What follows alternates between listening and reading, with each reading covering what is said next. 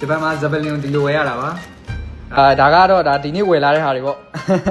ဒါဒီနေ့ဝယ်လာတာပါအခုကတော့ဈေးဝယ်ရပြန်ရောက်တော့ဗောနော်ကျွန်တော်ဂျပန်မှာဈေးတစ်ခါဝင်ရင်ဘယ်လောက်ကုန်လဲဘာတွေဝယ်လဲအရင်ကြည့်ပါနော်ကျွန်တော်ပြချင်လို့ပေါ့အရင်ဆုံးဒီမှာဒါကအမဲတို့ပြောမယ်ဆိုအမဲရိုးပေါ့နော်အမဲရိုးတွေကိုတိတက်ဒါအမဲရိုးပါပြီးတော့ဒါဝတ်သား3ဓာတ်သားပေါ့ဗျာ3ဓာတ်သားလည်းဒီလိုမျိုးခဲထားတာပေါ့နော်ရေခဲအဲ့တော့ခဲထားတာအဲ့ဒါဝယ်တယ်အဲ့ဒါကြီးဝယ်တယ်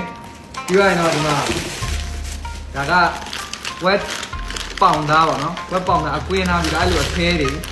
အဲ့လိုဟာကြီးဝယ်တယ်ပြီးတော့ဒီမှာအဲ့တော့ကျွန်တော်ကြိုက်ဒါဝက်ဥဂျိုပေါ့နော်ဒီဝက်ဥဂျိုကိုကျွန်တော်အထုတ်လိုက်ပြီးခဲထားတာရောဒါရေခဲတုံးပေါ့နော်အဲ့ဒါကြီးဝယ်တယ်ပြီးတော့ရင်ဒါကဝက်ပေါင်သားကြီးပဲဟိုအယိုးလွတ်ဝက်ပေါင်သားကြီးပဲဒီလိုဟာတွေကျွန်တော်ဝယ်တယ်အခဲတွေပဲပေါ့ဒါအခဲတုံးတွေပြီးရင်ဒီမှာဂျပန်မှာဇပလင်ဒီလိုဝယ်ရတာပါဒါဇပလင်ဒီလိုအထုတ်လိုက်ကျွန်တော်တို့ဝယ်ပါတယ်ပြီးတော့ရင်ဒါလေးကတော့ဒါထိုင်းဆော့ပေါ့နော်ထိုင်းဆော့ဈေးလေးတော့သူကလည်းပြီးတော့နည်းကြည့်အောင်နော်ဒါလေးကကျွန်တော်မြဲဝယ်ပါတယ်အဲ့တော့ကျွန်တော်ကလေးလိုပဲပင်းတို့တောက်ဖို့အတွက်ဝယ်လာတာပါတကက်ပြီးတော့ရင်ဒါကတော့ကျွန်တော်တို့ဘဲသားပေါ့နော်သူတို့ဘဲသားကိုအကုန်လုံးမီး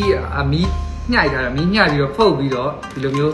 ready made တန်းချက်ရုံပဲပေါ့နော်ခုတ်ပြီးသားပေါ့နော်ဒါဘဲသားဘူးပါဝယ်ပါတယ်အဲ့ဒါဝယ်ပါတယ်ဒါကတော့ငရုတ်ကောင်းဘူးပေါ့ဒါတော့ငရုတ်ကောင်းတော့မြဲဝယ်ဖြစ်ပါတယ်ဒီမှာပြတ်စင်တာဒီကောင်းဆိုရင်ဒါ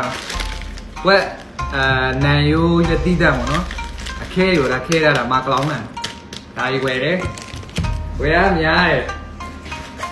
ပြီးတော့လည်းလာပြီးဈေးကြီးอ่ะဒီကောင်ကတော့အမဲသားပေါ့ဘာလို့အမဲသားလုံးဝ